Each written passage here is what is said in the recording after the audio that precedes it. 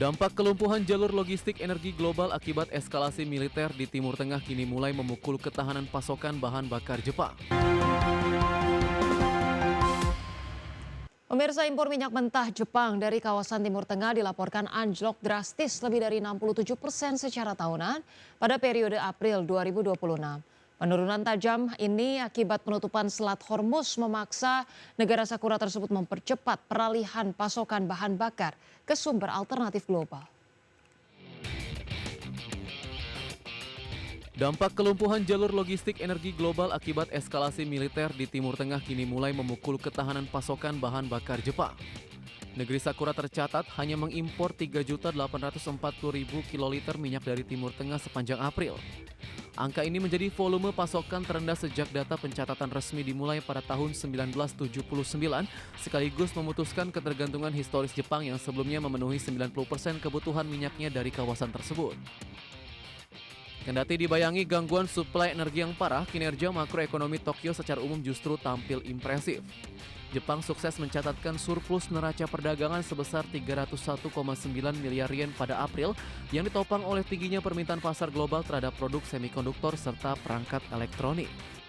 Nilai ekspor Jepang melesat 14,8% menjadi 10,51 triliun yen, sementara nilai impor merangkak naik 9,7% ke level 10,21 triliun yen akibat tingginya pasokan produk minyak bumi dari Korea Selatan. Guna memitigasi krisis energi akibat blokade perang Iran dengan Amerika Serikat dan Israel, pemerintah Jepang terus beralih ke mitra dagang baru.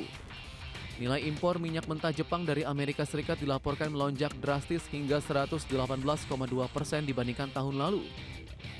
Diversifikasi agresif dan pencarian pasokan alternatif non-Timur Tengah ini dinilai pada analis menjadi kunci utama bagi Jepang agar struktur ekonominya tetap kokoh di tengah badai geopolitik global. Berbagai sumber IDX Channel.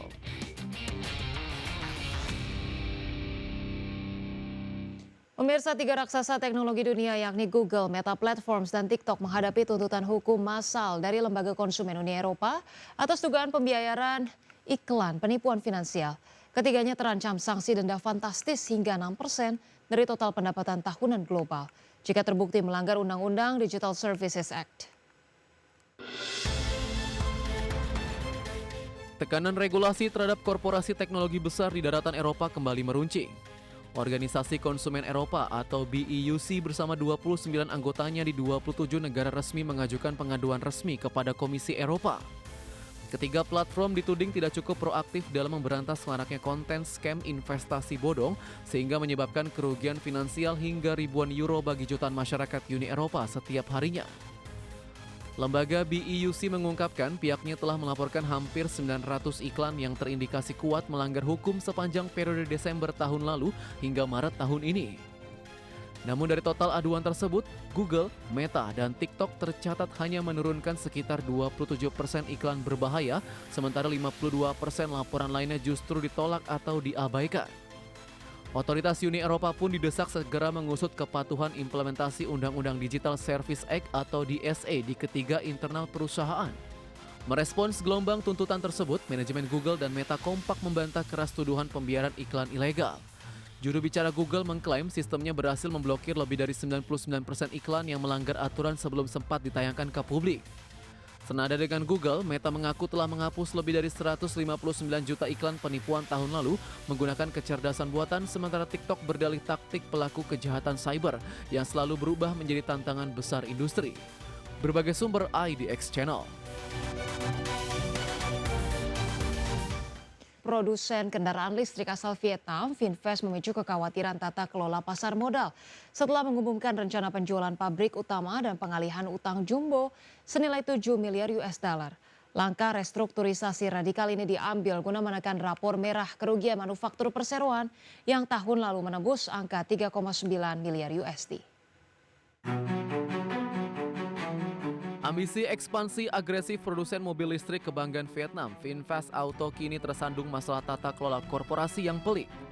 VinFast sepakat menjual unit manufaktur utamanya di Vietnam seharga 13,3 triliun dong atau berkisar 506 juta dolar Amerika Serikat kepada sekelompok investor.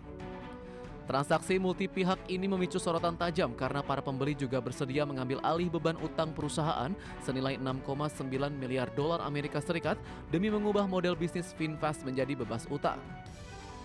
Kendati membuat neraca keuangan perusahaan menjadi bersih, kesepakatan ini menimbulkan tanda tanya besar di kalangan analis dan pemegang saham retail bursa Nasdaq. Sang pemilik konglomerat Vingroup, miliarder Pham Nhat Vuong, dinilai melakukan transaksi intragroup yang sangat kompleks, di mana dirinya bertindak sekaligus sebagai pembeli dan penjual. Sorotan tertuju pada keterlibatan pengusaha properti Nguyen Hoi Nam, rekan dekat Vuong yang menguasai 95% saham dari entitas baru pembeli pabrik tersebut. Akibat sentimen negatif terhadap transparansi tata kelola korporasi tersebut, saham VinFast dilaporkan langsung anjlok hingga 12% sejak pengumuman kesepakatan bergulir. Meski melepas fasilitas produksinya di Vietnam, manajemen menegaskan VinFast akan tetap mempertahankan lini pabrik perakitan mereka di Indonesia dan India. Strategi alih daya atau outsourcing manufaktur ini diklaim perusahaan akan membuat mereka lebih fokus pada riset inovasi dan pengembangan software masa depan. Berbagai sumber IDX Channel. Pemirsa, Apple tengah memperluas jangkauan aplikasi Apple Shorts ke lebih dari 90 negara dan wilayah baru di seluruh dunia, di mana ketersediaan Apple Sports bertepatan dengan digelarnya Piala Dunia 2026 sehingga memudahkan para penggemar dalam mengupdate pertandingan secara real-time. Apple Inc. tengah memperluas jangkauan aplikasi Apple Sport ke lebih dari 90 negara di wilayah baru, sehingga membuat cakupan jangkauannya tersedia di lebih dari 170 negara di dunia.